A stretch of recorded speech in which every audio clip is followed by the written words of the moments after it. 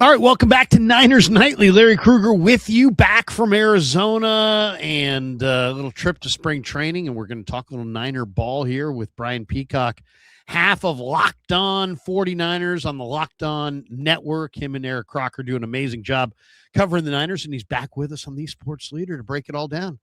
Brian, how are you, man? How's things? Doing well. I didn't get to have a trip to Scottsdale like you did, but oh man, it was awesome. There's a lot of sunshine up here in Marin where I am right now, so I guess I can't complain. Well, you know what? I was just looking at your thing on Twitter. You had a kind of a cool little breakdown today. For those who follow Brian on Twitter, what's your it's at BD Peacock? BD Peacock. Yeah, you had a breakdown of the Niners. What you'd like to see them do, and overall, I mean, it was a pretty good. What'd you think? I mean, if you get a lot of reaction to that. Yeah, they got a lot of reaction, some feedback, some pushback as well from fans. I think the Jonathan Greenard news that he might be available from the Minnesota Vikings was kind of spurred it on for me because the 49ers have a really interesting offseason ahead, and they have plenty of needs for a team that was a 12-win team. And some very specific needs, I think. But defensive end, kind of that edge position is pretty cloudy for me. And I don't know exactly how the team is going to attack it. The read I get it on it is that the 49ers starting four is set. And it's the three rookies from last year and Nick Bosa. And that's clearly the direction they want to go. And that's a good run defending unit, likely, but maybe not the pass rushing unit they need. So to me, anybody they would consider on the defensive line this offseason would probably need to be of the pass rusher variety. And even so much so that you shouldn't be too worried about how good of a run defender they are. So maybe some lighter bodies and some more athletic players up front. So, Bosa, Mykel Williams, Alfred Collins, CJ West. And I'm fine with that starting front four. If you were to bring somebody in like Jonathan Greenard or, talks of a Max Crosby trade, or Trey Hendrickson wasn't tagged, he's a free agent. What do you do with your rookie from last year, your first round pick? You sit him down? Do you bring in someone like Jonathan Greenard and then he's not even on the field on early downs? And then there's the Raheem Morris angle of it. And what's that scheme even going to look like? Is it going to be a little bit more odd fronts happening? And John Lynch talked about it at the Combine. And he was talking about how they might be looking at some different body types than they had been in the past on that front. So that tells me, and we saw what Raheem Morris did last year when he was in charge of his own football team in Atlanta. They drafted not one, but traded up to get a second speed stand-up type edge rusher on that front. And so that's probably the variety of player I would see the 49ers going after. And potentially they don't have to do that in round one. There's a lot of those types in this draft. Maybe they can find that in round two. And if they attack the starting wide receiver spot in free agency, that might open them up to do some other things and go best player available in round one. The Seahawks head coach Mike McDonald was being interviewed at the Combine, and he's like, I look at it as you got to have waves of guys, and it's really true. You got to have a lot of depth. You got to be able to come at different groups of players that play well together, and you better have depth, and you better have a lot of speed, and you better come at teams with a lot of talent. And if you don't have a lot of talent, good luck to you. It is kind of interesting. Your plan, you said draft. You like INH or from ASU and offensive tackle or Caleb Lomu. And then it looks like second round, you have either the Oklahoma kid, Thomas, Yakis from Illinois, or Moore from Michigan, edge rush need. And then you're trading Mac Jones for an additional second round pick, and you're taking Chris Bell. And then in the third, fourth, and fifth round, you're looking at Zane Durant, maybe a tight end, maybe the Stanford kid, and maybe it looks like a free safety. Yeah, I think free safety. It's a really deep free safety class. I think they can find that player, and the 49ers traditionally have not spent high resources on safety. So I would be surprised if they went and swung for a safety in round one, but maybe, the 4.35 speed of Dylan Thieneman out of Oregon would coax them into that sort of a pick. But it's a really deep class at free safety. It's a deep class on the interior of the offensive line. I'd be surprised if the 49ers went and landed Linderbaum, but then at this rate, it's looking like Linderbaum's just going to blow the heck out of records for how much a center makes in the NFL. And so maybe the center of the future in the mid rounds of this draft, and there should be a player in the 4th round range they could probably find. Maybe a Logan Jones out of Iowa, a Hecht from there's a number of players that I think could potentially be future starters and give them an opportunity to kind of work behind Jake Brendel, who's 34 years old, and potentially have a future starter there. But I love the Honachor in the 1st round because he's, of all the players in the draft and the realistic options for the 49ers, I think it's a unique year where there's enough depth at offensive tackle, and it's rare that you could sit at pick 27 and get a 1st round guy. And I do think these offensive linemen in these mock drafts need to be moved up by a lot of people. They're going to go high, whether it's Freeling, probably no shot to get someone like Freeling. Caleb Lomu out of Utah, the left tackle, he'll probably be gone by the time the 49ers are on the board. But Max Honachor is an interesting one because he's raw. He didn't play football growing up. He only started playing football in JUCO, but he could potentially be the player that could thread a needle for the 49ers, that could be a guy that could come in and compete and maybe win a starting job at left guard in year 1 while he develops next to a Hall of Famer like Trent Williams to potentially be that replacement and kick out, and has the athleticism and the length and the size to play left tackle in the future. And so that's why Max Honachor out of Arizona State's a really interesting player to me. Now, they might all be gone by pick 27 because that's usually what happens with fairly clean athletic evaluations for guys who are going to be future starters at offensive tackle in the NFL, but it's a deep class. And if the 49ers are sitting there at 27 and have a clear tackle on the board, I think it's the point where they have to look ahead to replace Trent Williams and draft that player. I know their stated thing is, hey, offensive linemen are not as important as the guys who touch the football. And, we can never have enough D linemen. And Lynch's stated goal is to bolster the defensive line. And these are all great things, but INH from ASU is just you just don't see guys that are that big. And this guy's played a former basketball player. He's 6'7", 330. He moves like he's 270. He just looks like he could potentially be a really dominant lineman. Now, obviously, Firster's going to have to coach him up, so we'll see how he weighs in.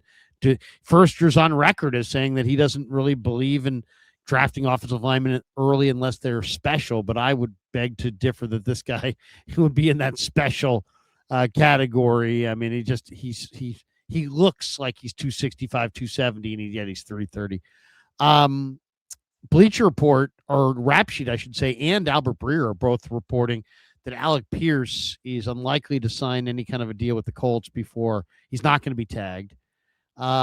And there's a lot of talk that the Niners are one of the teams that is going to show interest in Alec Pierce at the beginning of free agency.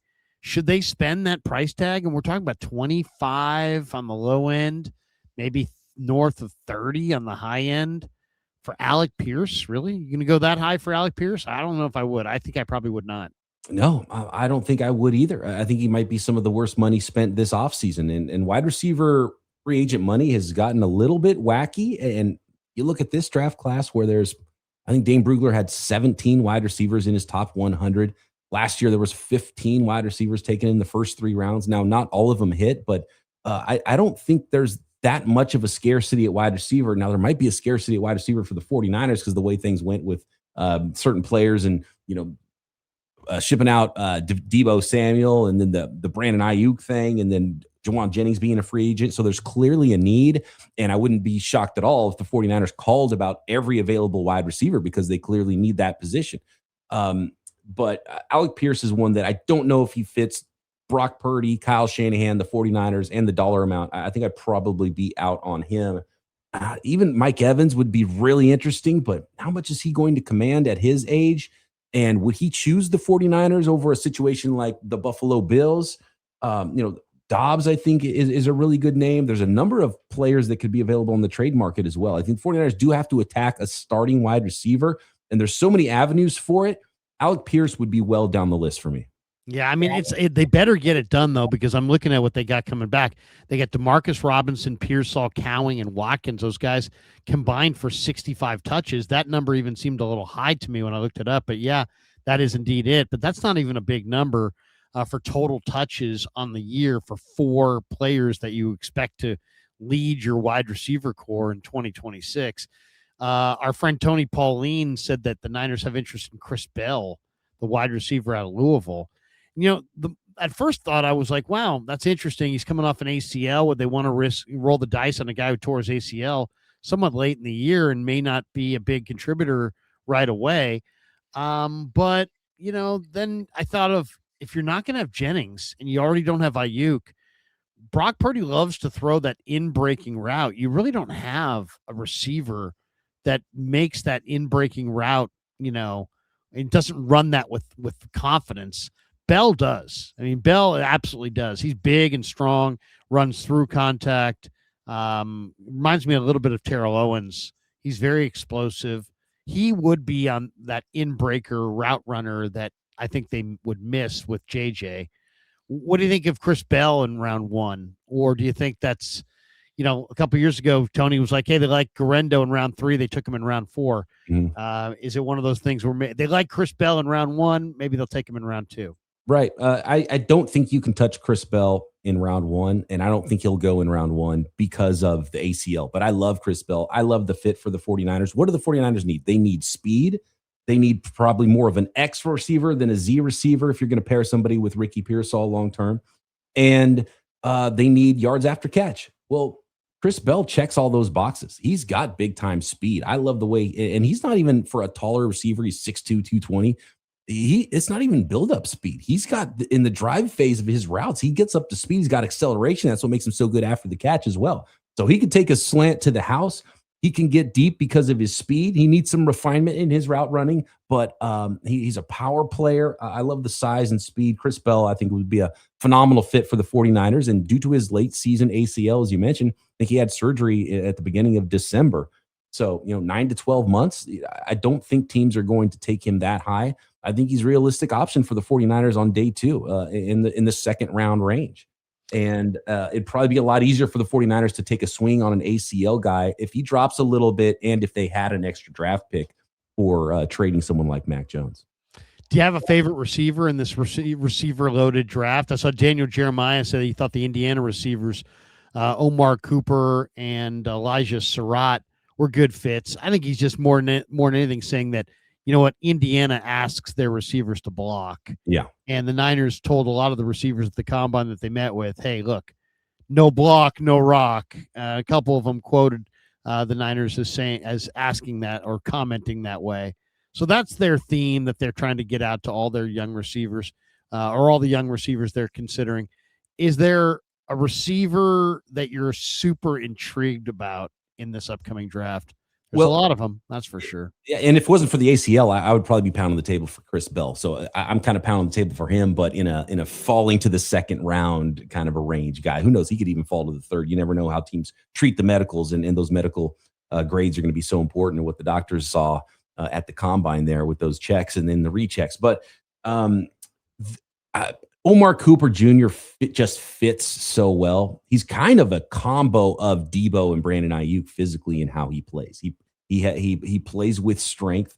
He's 6 foot, 200 pounds, ran a 4.42. So he's got speed. He can make plays on all 3 levels of the field, and he's got that effort after the catch. And like you said, he'll block just like Elijah Surratt, his teammate at Indiana, will. So Cooper, much more speed than Surratt, which is why Cooper could possibly sneak into that first round range and has to be in the conversation because of how well he fits with the 49ers at pick 27. And if you want to talk about Yak, Casey Concepcion is a fun one. Again, another dynamic athlete. He can take a short pass the distance. He can help you out in on special teams and returning kicks. He's got the speed to get deep as well. So he's a very interesting player to me too. I think there's a lot of fits. And to be honest with you, I know Mekhi Lemon is going super high in mock drafts. I would not be shocked at all if Mekhi Lemon falls into the 20s and potentially even to the 49ers at 27, because you got to go back over a decade to find a receiver that's under 6 feet tall that doesn't run a 4.4 40-yard dash or faster. And in fact, most under 6 foot receivers were running 4.3s to go in the first round period, let alone the top 15 where he's being projected right now. And then there was reports out of the combine that maybe he rubbed some teams the wrong way in his interviews as well. So don't be shocked at all by a Mekhi Lemon fall on draft day in the first round, but you love the tape and you love the competitiveness and the way he plays. He's a really interesting prospect too. And so we could be talking about him. Denzel Boston will block you. He's not a dynamic athlete, but he can build up some speed as well at times, and it would be an awesome weapon in the red zone. So it's a really interesting group of wide receivers that I think are going to be jockeying for position. I think the combine was part of it. I think interviews are going to be a big part of it, and pro days and all of it. And they're really tight. So it's tough to find that separator. But right now, the guy who I think fits them, if I was, a betting man, Omar Cooper Jr. feels like such a 49ers receiver. So that would not shock me at all at pick 27. Two guys that I saw in this combine that can absolutely fly, who are good players. I like Deion Burks from Oklahoma. He was a really good player at Oklahoma. 5'10", 190-pound receiver, 185 pounds. But, I mean, this guy's strong as all. I mean, he had great bench numbers, unbelievable speed. The production is there. I really like Deion Burks. I thought he was a hell of a player, and he looked great at the combine. And then the Mississippi State kid just absolutely flies. Brendan Thompson, 5'9", maybe 170 pounds, maybe. But he's just such a difference maker as far as speed. Xavion Thomas as well from LSU, and Barryon Brown. Those two LSU guys run really, really well. But to me, the two guys, Deion Burks and Brendan Thompson. Thompson is just so fast. It's like, he's one of the fastest guys I've seen on a football field. He's really, really 2 steps and he is just gone. I mean, you're not catching him. He's really slight though, and any one hit that he gets, he could be, knocked out of commission. But Deion Burks from Oklahoma, really, really special player. There's a chance the Niners let Eddie Pinheiro walk away in free agency. What do you think? I mean, it seems like an odd thing to draw a line in the sand on. I mean, the franchise tag number on the kicker is $6.7 million.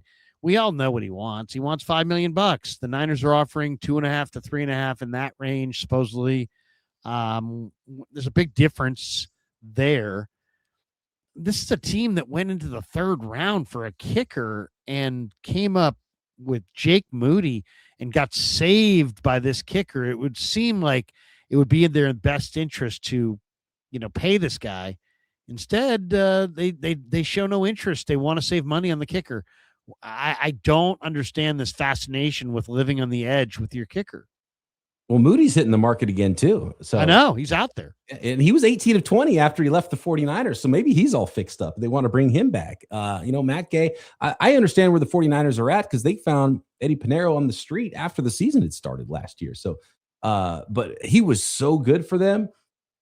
You got to, and you're not going to franchise tag the kicker. And Eddie Pinheiro was a really good kicker, but I can see where the 49ers are like, look, we can find a kicker and we'll bring in Matt Gay. We'll bring in somebody else. We found you on the street. We'll bring another guy off the street, which is interesting because they spent a 3rd round pick on a kicker. So clearly they value it. Right. So right. It's hard to know which direction they're going. And a lot of it is Brant Boyer, the new special teams coordinator, and he might feel a different way. And they might just let him, take the wheel on this and say, look, do we have to have this guy or can we go back to free agency and find a different kicker? But in the end, I think Eddie Pinheiro is going to be back with the 49ers and they'll bridge that gap and they'll find a number that works because I don't think people are necessarily going to be beating down the door to sign Eddie Pinheiro on day 1 of free agency either.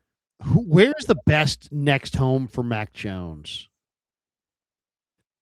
I would say if Aaron Rodgers isn't coming back, I really like him with the Pittsburgh Steelers, but it feels like with Mike McCarthy there, Rodgers is going to give it one more shot and they're going to do that dance again, whether it's good or bad for the Steelers. Then I would say the Minnesota Vikings. And, it feels like they are nearly out on J.J. McCarthy at this point. And they're going to bring in a serious competitor for his job. And I think the scheme fit would be great. Kevin O'Connell, the head coach of the Minnesota Vikings, has already, taken in one of Kyle Shanahan's rehab projects in Sam Darnold and saw how that went. And so I think it's just a natural fit for Sam Darnold potentially with the Minnesota Vikings. Kwesi Adofo-Mensah, the former GM of the Vikings, is in the 49ers building now. And so there's too much connection there with the Vikings and the 49ers. If I had to predict a team that made a move, it's got to be Vikings 49ers, whether it's Mac Jones or Jonathan Greenard or Jordan Addison at wide receiver. I feel like there's got to be some kind of move to be made there with Minnesota in the 49ers. And I just think he's a really good fit for them. Yeah, I kind of think he would be a good fit for them as well. I think Mac's a really solid player. the 49ers at linebacker, I mean, this also seems to be a major need. Um, and yet sometimes you can find really intriguing linebackers late in the draft. Heck, they found Dre Greenlaw on day 3. Everybody thought that he ran in the 4.7s. Niners had a 4.5 time on him. They drafted him. He played amazing football for them. But, and they obviously have a pretty good eye for it. They found Azeez Al-Shaair. They found Warner in the 3rd round. They've been able to identify guys. They do have Nick Martin coming back. I'm not sure what he's going to be. What do you see at linebacker? And do you see a player either in free agency or the draft that you think makes sense for them at linebacker? There's a number of players that do make sense. I was mocking Jacob Rodriguez in the 4th round of the 49ers a month ago, which is clearly not going to happen now because he's had too good of an offseason and really ran well at the combine. He's a really good player. Could he potentially be there in the 2nd round? Might not even be there at that point either. And yeah, you're right. The 49ers, their MO is we can draft and develop mid-round linebackers, mid-round safeties, and to a certain extent, they did draft McGlinchey and they drafted Aaron Banks pretty high, and Pooney was the 3rd rounder, but and essentially offensive linemen. So maybe we should just understand that it's the 49ers game plan. They're not going to be drafting safeties high. They're not going to be drafting linebackers high, and they're not going to be they're not at least going to extend themselves to draft an offensive lineman earlier than they think is valid. And so that's probably the way I expect it to go. But man, when you look at Jacob Rodriguez and Anthony Hill Jr. out of Texas and CJ Allen, and there's just a number of really talented linebackers in this class. But if I had to guess, the 49ers are going to wait on it and see if they can find a guy on, 3rd, 4th, 5th round that they can bring in and compete. And I don't think they're ready to close the book on Nick Martin. At least I'm not, just because the dude he's a heat-seeking missile. We just didn't get to see a lot of him last year, but year 2, you got a new scheme, a new defensive coordinator. Can he impress Raheem Morris? And in the limited action that we saw Nick Martin, he did what we saw him do in his college tape, and that's fly to the football. Can he compete with D. Winters? And how much do they like D. Winters? I wouldn't be shocked if it's Eric Kendricks and a 5th round pick that get brought back to the 49ers fold at linebacker this offseason. Tight ends is another interesting spot. You have Kittle, you signed Farrell, you have Tonjes, you still have Braden Willis. So you have some bodies, but you're obviously in need of adding a significant player there as much as you've leaned on Kittle.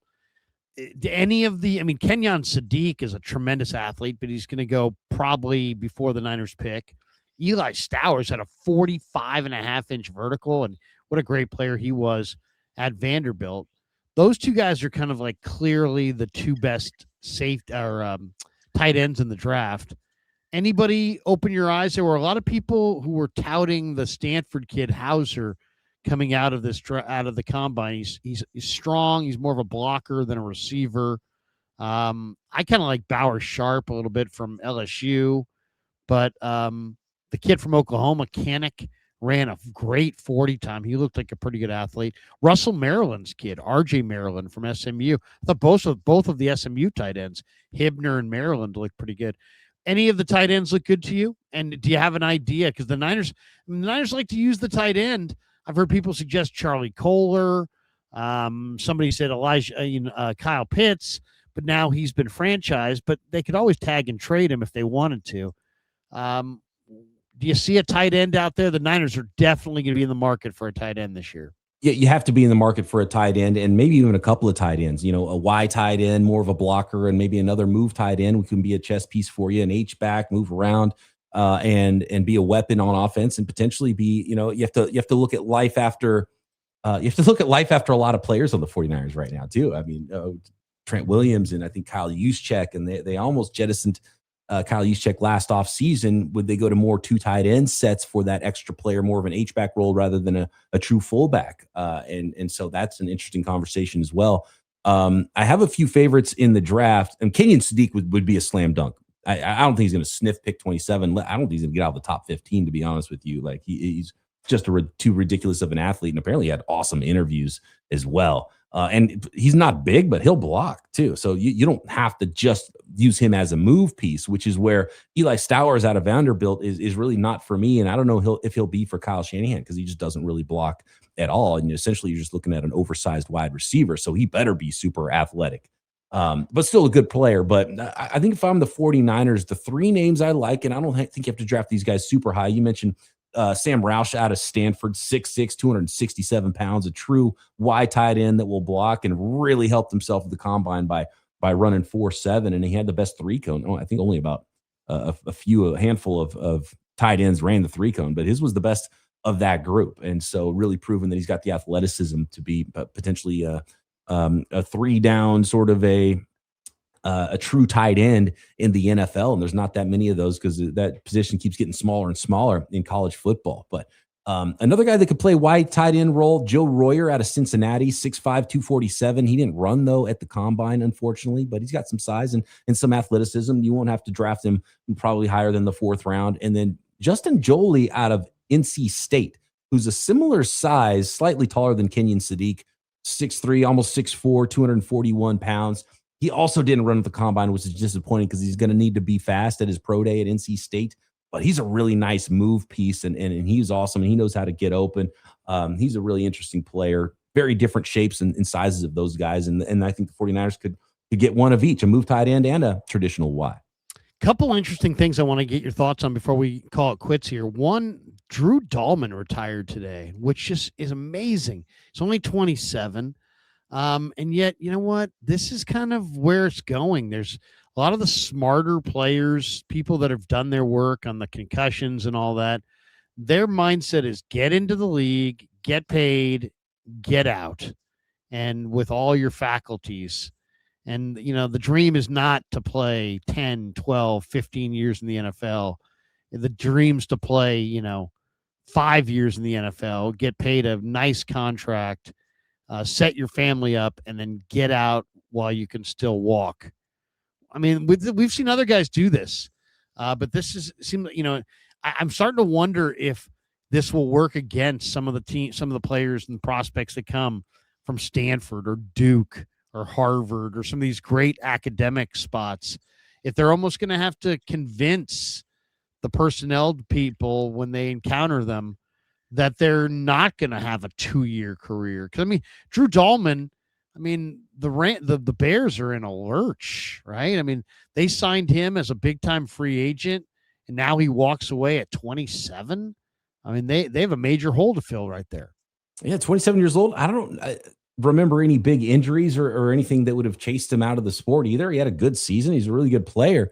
I think we talked about this a little bit last week, and it was brought up by Dante Whitner about, it was specifically about the 49ers and about, the types of players and what schools they need to start drafting from. And this, it kind of reminds me of that conversation. And maybe Dante was on to something with talking about certain guys from certain schools. And maybe teams will be like, I don't know, these Stanford guys are too smart. Are they going to be, do they have that dog in them, right? And do the 49ers need to target more players that they're sure have that dog in them from different schools, even if they might rub people the wrong way, whether it's in the locker room or on the football field. And so it's a fascinating subject. I don't know how much it'll impact it, but you really stand up and look, and it's something that guys wouldn't do previously, especially if there was not a career-ending injury situation, to just walk away from the sport and walk away from that many millions. Now he's got some money in the bank. He's not in the poorhouse or anything, but it's always surprising when a guy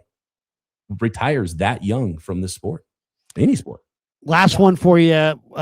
Give me a name. Who was the most impressive guy in your mind that you saw this weekend at the combine, or what was the most impressive thing that you saw? There were 4 or 5 guys who made themselves an awful lot of money. Who'd you think was the big winner?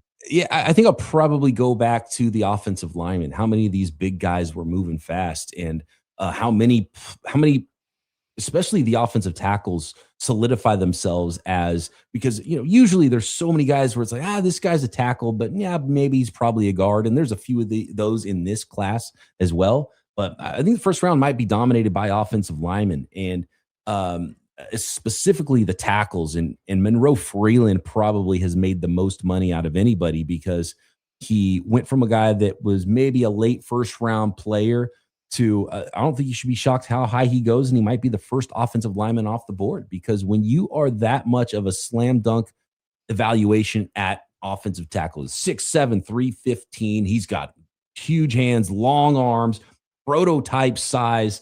4.93 in the 40 at that size, 33.5-inch vertical, really good 10-yard split on that as well. He just has everything you're looking for to be a starting tackle. And we've seen it with guys like Colton Miller and Brian O'Neill and, that Mike McGlinchey. And I think he's a better prospect than McGlinchey was coming out as a pass protector. And he's a left tackle instead of a right tackle. So I don't think there's a limit on how high some of these tackles can go. I think everyone needs to bump them up in their mock drafts, and Monroe Freeling probably most of all. To me, the two guys that I leave the combine thinking about would be Jeff Caldwell, the Cincinnati wide receiver. And this guy's 6'5", almost 6'6". He ran 4.31, 42-inch vertical, 11.2 broad. He's got ball skills. I mean, you talk about a big receiver who's fast and has a big catch radius. So that was intriguing. I mean, his future is definitely intriguing. He would be the guy on offense, Jeff Caldwell. On defense, I'm going to go Zane Durant. 6'1", 290, but man, ran 4.76 at 290. That was very, special. And to me, if I was the Niners, if that guy's on the board in the second round, I would take him, because you're talking about 290-pound pass rusher who could really be a great complement to what you have with CJ West and Alfred Collins. So yeah, Zane Durant on defense, Jeff Caldwell on offense were the two guys that really stood out. And then Zachariah Branch, who's about 175 pounds, and he had a bunch of reps at 225.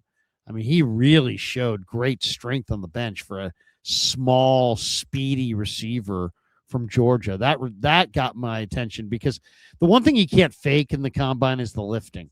If somebody sit there and they can bench a bunch for a lot of reps, they worked on it. And if they worked on it, that means that shows their work ethic, shows how important their craft is, shows how hard they'll work, shows they'll work when nobody's watching.